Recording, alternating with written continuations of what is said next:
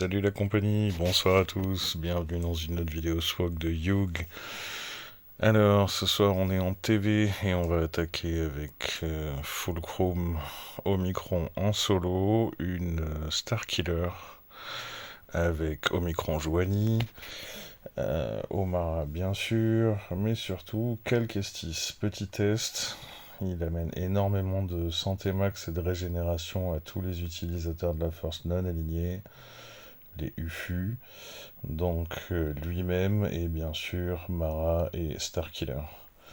En l'occurrence, la team est pas exceptionnelle, mais on a quand même un Starkiller Reliquit qui est à 2,73, donc plus 35, et il tape à 10 600 en dégâts physiques. On a une Mara qui, elle, est super rapide. Elle est quand même à 3,71. Et elle tape à 4004. Le reste est pas foufou.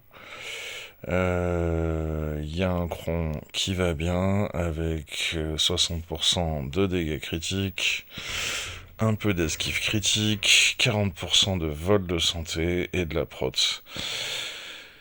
Il y a un gain d'attaque pour les deux lumineux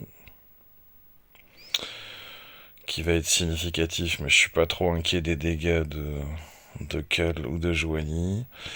Et surtout, un tour d'immunité à chaque fois que je descends un UFU en dessous de 50% de santé sans le finir. Bon, moi, du coup, ma Fulcrum, c'est pas une fusée, mais elle tape. On est à un peu moins de 300, de 94. Elle a pas mal de crits et elle tape à 8000 en dégâts à la base. En dégâts physiques, bien sûr. Et au niveau du cron, vu ce qu'il y a en face, il faut tout. Donc là, j'ai quand même le bonus cumulatif dès que je commence un tour avec deux buffs, 90% de dégâts critiques et presque 100% de vol de santé. Le niveau 6, c'est pas si impactant pour elle, mais je gagne quand même 5% de santé max. Quand j'utilise une habileté spéciale avec 3 buffs, ce qui va arriver à plusieurs fois. Et dès le début, quand je gagne la rétribution, c'est le niveau 9 pour Fulcrum.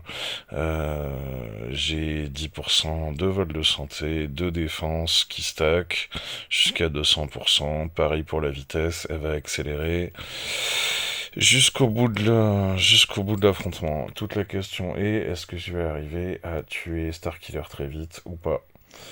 Donc c'est parti pour le test, on y va. Oui, je sais que c'est pas plein.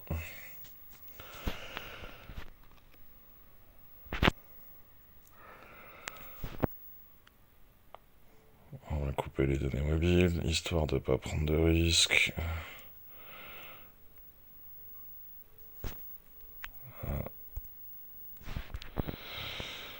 Ok, donc là on peut ignorer, on va aller là-dessus. Est-ce que dès le premier ça va suffire?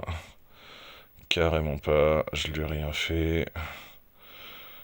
Ah, d'accord, la santé max qui culmine. On va voir ce que ça donne. Il y a quand même le cumul d'attaque avec les buffs en début de tour.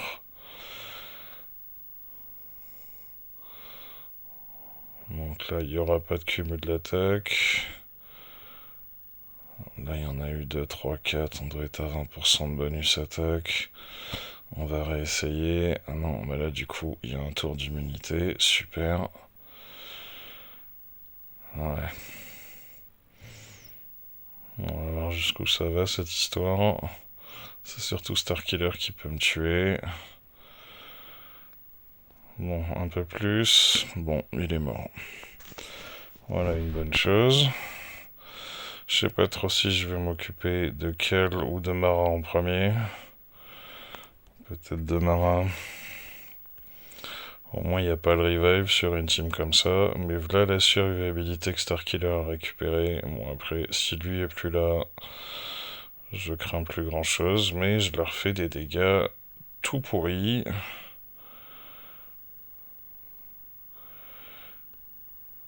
Ça va stacker au fur et à mesure.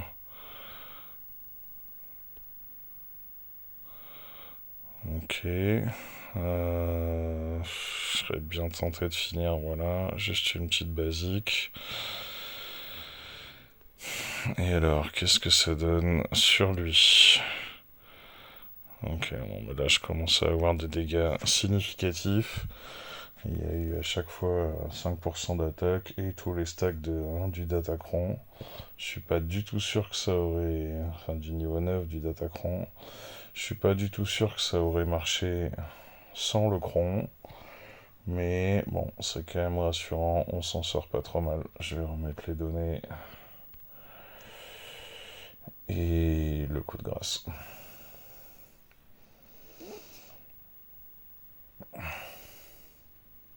Qu'est-ce que je l'aime cette petite Fulcrum.